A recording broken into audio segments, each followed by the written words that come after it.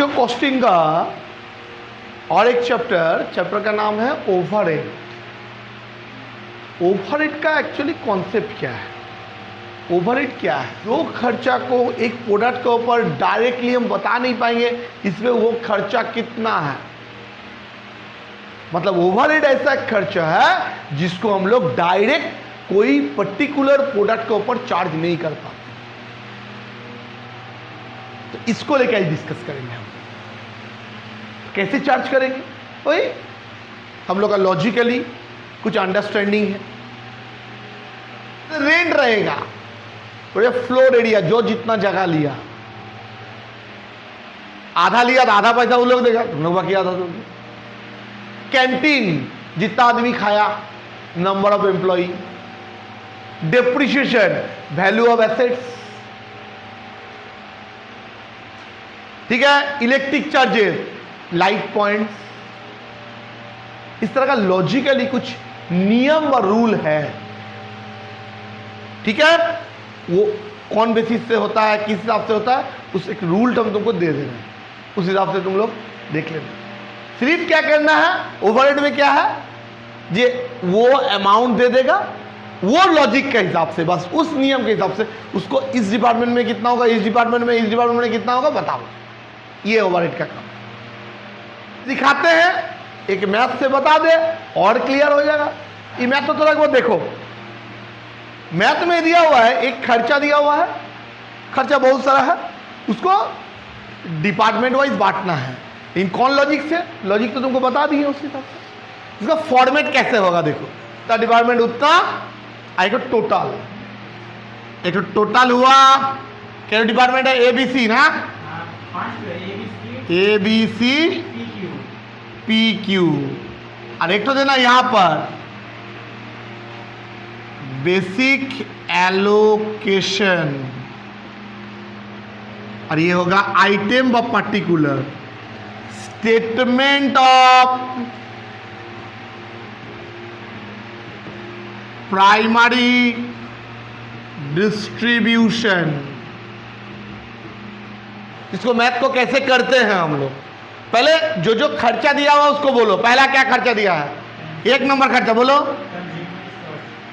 Consumable store. Amount कितना है बोलो? 8,000। पहले आइटम लिखे, दूसरा आइटम बोलो इनडायरेक्ट, था गैप गैप देखे, इनडायरेक्ट वेजेस, ऐसे लिख लेंगे सारा। कितना? 6,000 आगे लिख लें। ठीक हो, ऐसे सारा लिख दिए, आइटम सब, अमाउंट सब लिख दिए। इसको बांटना है ये डिपार्टमेंट के, ये लिख दिए, इसको इस रेशियो में बांटना है इसका।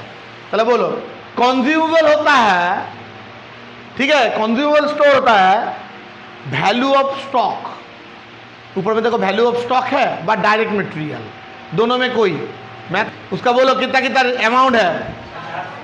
50,000, 40,000, हाँ 16।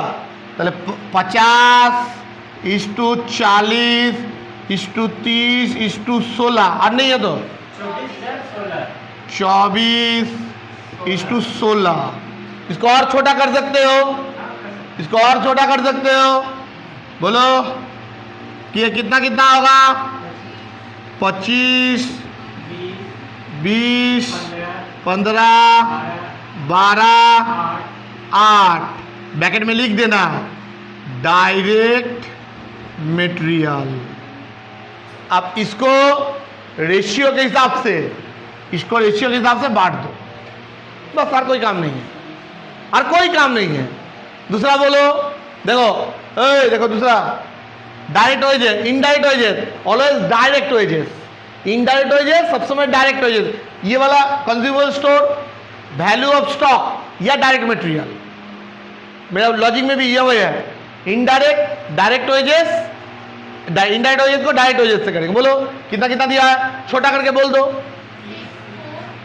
6:4:6:3:1। ब्रैकेट में लिखेंगे डायरेक्ट वेजेस, फिर रेंट एंड रेट्स तो बोल ही दिए थे, कौन हिसाब से होता है? Floor area, area occupied by floor area. कितना कितना दिया हुआ है? 4:5:6, 4:1 फ्लोर एरिया हो गया। General lighting, light points, general lighting light points है। यदि लाइट पॉइंट नहीं दिया है तो एरिया ही होता। लाइट है, लाइट पॉइंट बोलो कितना कितना है? 2:3:4:2:1 लाइट पॉइंट।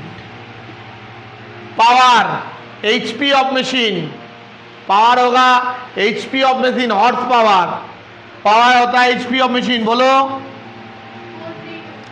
4:3:2 ब्रैकेट में HP of machine. Canteen, number of worker, canteen होगा नंबर ऑफ वर्कर। बोलो रेशियो 6:5:4:4:3:2 नंबर ऑफ वर्कर ये होगा। सुपरविजन भी सेम, नंबर ऑफ वर्कर। ठीक है। ESI, एम्प्लॉय, ESI का पूरा नाम एम्प्लॉय स्टेट इंश्योरेंस, ये वेजेस का हिसाब से होगा, डायरेक्ट वेजेस। कितना कितना है? ये ऊपर में दिया हुआ है 6:4:6:3:1 डायरेक्ट वेजेस ये वाला। Depreciation, value of assets, value of building. कितना कितना है? 3 2.5 2 1 0.5 ब्रैकेट में लिख दो वैल्यू ऑफ एसेट्स। रिपेयर भी सेम, बस इसको रेशियो में बांट दो, इसको रेशियो में बांट दो, मैथ हो गया। कितना हुआ? 2500। इसके बाद और कुछ नहीं लिखना, सिर्फ 20 = 2000, फिर इक्वल टू 1500, फिर 1500, फिर 1200, फिर 800, 1500, फिर 1200, फिर 900 हो गया। रेंट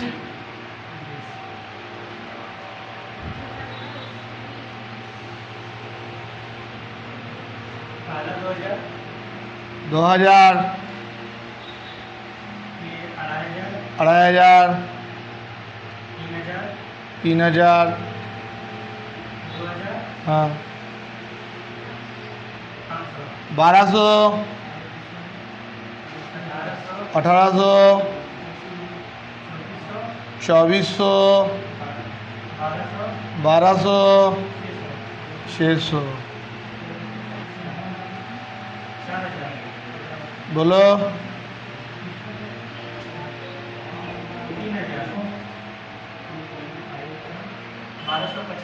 1250, 1000, 500। अभी कॉलम को जोड़ दो, ये लिख दो टोटल ओवरहेड, ऐसे टोटल लिख दो, हो गया। मैं क्लियर? ऐसे ही टोटल करके ये वाला कर दो।